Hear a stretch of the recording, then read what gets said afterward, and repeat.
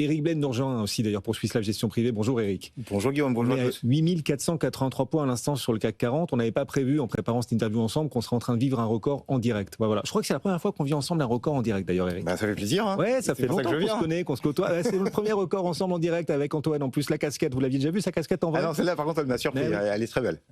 Pourtant elle fait... Là Antoine... Elle traîne depuis un petit moment. Et elle circule sur les réseaux et tout. Voilà, vous la voyez, vous pourrez la toucher tout à l'heure, etc. Voir de quel bois elle est faite.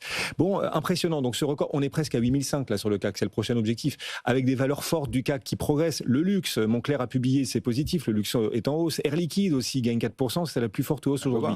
On va parler des risques sur la dette privée, bien sûr. Mais d'abord, ce record du CAC, les moteurs à la hausse sur les marchés, comment vous les vivez, vous les percevez? C'est vraiment les résultats des entreprises, parce que le reste, l'environnement géopolitique et macroéconomique, il est dans le brouillard, hein, c'est très clair. Géopolitique, on voit bien les tensions dans le monde, on voit bien les propos sidérants des États-Unis, donc c'est pas ça qui nous fait progresser. Ce qui nous fait progresser, c'est vraiment les entreprises. C'est leur capacité à publier positivement, à s'adapter à un monde extrêmement difficile et à s'organiser pour qu'ils puissent devenir plus puissants tous les jours et que les marchés financiers le saluent. Donc ça, c'est une très bonne nouvelle. Et puis, il y a de l'argent qui nous vient des États-Unis vers l'Europe et ça se voit. Et même sur le CAC 40, qui pourtant est en retard. Hein.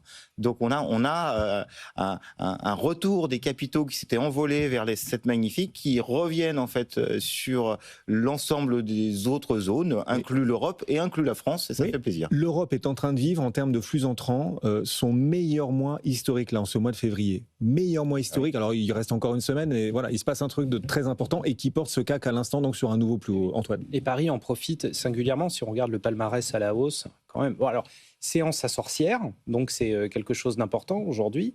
Techniquement, on appelle ça une golden cross, c'est-à-dire une accumulation de facteurs positifs. Séance à sorcière, donc c'est important, il y a du volume. Record historique du CAC 40 et ça fait le deuxième dans la même journée.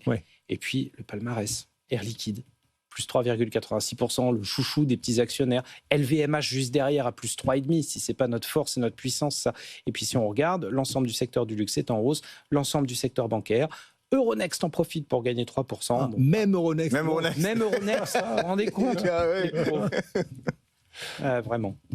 Donc voilà, on a une conjonction d'éléments favorables. C'est vrai. Et alors en plus la macroéconomie, parce qu'aujourd'hui on a appris le PIB américain, il est bien inférieur aux attentes au 4e trimestre. La croissance américaine est de seulement 1,4%, bien inférieur aux attentes. Du coup le marché rêve à nouveau d'une baisse de taux peut-être plus rapide. C'est presque un bon signe. Mais oui, une bad news is good news là en l'occurrence. On a les PMI en Europe qui s'améliorent. Hein, on a l'Allemagne qui tire l'ensemble de la zone euro. C'est vrai. Et on a les États-Unis qui ralentissent avec une baisse des taux à venir. Qu'est-ce que vous voulez de mieux? Qu'est-ce que vous voulez de plus, effectivement. D'ailleurs, regardez les performances là depuis le début de l'année. Le S&P 500 gagne à peine 0,2% depuis le début de l'année, à peine plus 0,2 le S&P, quand l'Eurostoxx 50 gagne 5%, au point que sur les performances boursières mondiales, le S&P est quasiment dernier. C'est Bloomberg qui a fait ce classement. Le S&P ne se classe qu'à la 76e position. 76e position sur 92 indices. Ça, c'est en dollars.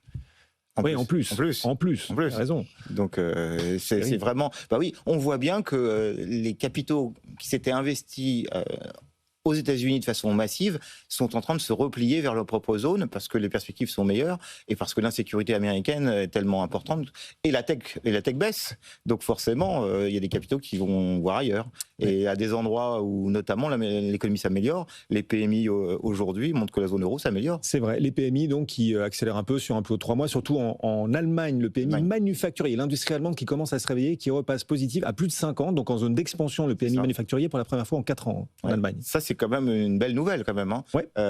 C'était pas attendu en plus, les sondages précédents indiquaient quand même des chiffres un petit peu supérieurs à 50, mais pas 50,9. Donc c'est une bonne surprise, elle est saluée et elle est saluée par la bourse, c'est normal. Hein. Effectivement. Alors les valeurs qui portent cette performance aujourd'hui, ce nouveau record du CAC à l'assaut des 8500 maintenant, le CAC 40, Air Liquide, Antoine le disait, c'est la plus forte hausse des trimestriels conformes aux attentes, mais le titre gagne quasiment 4% là. Il y a des bonnes nouvelles quand même sur Air Liquide. Alors d'abord le titre était bas, hein. Il vient quand même d'une série de sous-performances parce qu'il y a eu des rumeurs comme quoi c'est d'ailleurs un peu abusant, c'est un contre-pied, comme quoi l'Europe se désindustrialise. Et comme Air Liquide apporte du gaz à l'industrie, forcément Air Liquide était touché et il y a eu des prises de profit sur Air Liquide qui, depuis maintenant 6 mois, faisaient plus grand-chose. Et puis là, ce qui avait été annoncé par Air Liquide se concrétise, c'est-à-dire qu'il faut un énorme travail sur les coûts pour rattraper en fait les marges que font les Américains et l'Inde, l'Allemand, en termes de rentabilité. Et donc, on a une amélioration de 80 points de base sur les marges et on a une amélioration l'année prochaine qui nous est promis de 100 points de base. Donc, les ratios de capitaux, de rentabilité sur capitaux investis sont en train de progresser et ça vaut bien donc une amélioration de statut boursier. Et donc, on a les plus 4 aujourd'hui, ce qui est tout à fait mérité. Il faut continuer de renforcer Air Liquide. Moi, je crois qu'on est encore très bas. Okay. Il n'y a pas de souci. Et en plus, on va avoir cette année, au mois de juillet, une action gratuite et une augmentation du dividende. Donc, c'est Air Liquide, comme d'habitude, ça se garde. Bon, effectivement, d'ailleurs, beaucoup de particuliers possèdent des titres Air Liquide. Tout le secteur du luxe aussi qui monte, ça aussi, c'est un moteur important pour notre CAC 40 parce que Moncler a publié au-dessus des attentes et un signal positif sur la dynamique chinoise, notamment chez Moncler. C'est plutôt rassurant pour l'ensemble du secteur, manifestement. C'est ça. En fait, c'est pour ça que le secteur du luxe est en train de monter. C'est que Moncler a réussi son trimestriel, son 4e trimestre. Ils nous disent que octobre-novembre a été très fort et ils rajoutent, et ça c'est la bonne nouvelle, c'est que janvier-février est aussi très bon. Oh. Ça, c'est quand même, dans le luxe, c'est quand même une nouvelle qui décoiffe. C'est quand même. Donc là, on a les doudounes pour l'hiver. Donc vous allez tout chousse, là, Eric. C'est un festival. C'est les Jeux Olympiques de Moncler, c'est italien, d'ailleurs. C'est coté à Milan. C'est coté à Milan. On en a en portefeuille, pour le coup, dans Valoro. Et c'est vrai que ça amène tout l'ensemble du secteur, parce que ça rassure. Et ça rassure donc du côté chinois et du côté américain, où ils ont fait des bonnes performances. Ouais, Moncler, donc, un signal positif, c'est vrai, et les premiers retours sur le nouvel an chinois qu'on attend, mais qui pourraient être positifs. Ce secteur du luxe, en tout cas, revoit un peu de lumière. Ce titre LVMH, par exemple, gagne 3,3% aujourd'hui. Voilà l'ambiance sur les marchés, voilà les moteurs à la hausse en ce moment sur les marchés, mais il y a toujours des cadavres dans le placard. Et alors, on en découvre chaque jour de nouveaux. Chaque jour, d'ailleurs, on se demande quel secteur l'IA va finir par disrupter.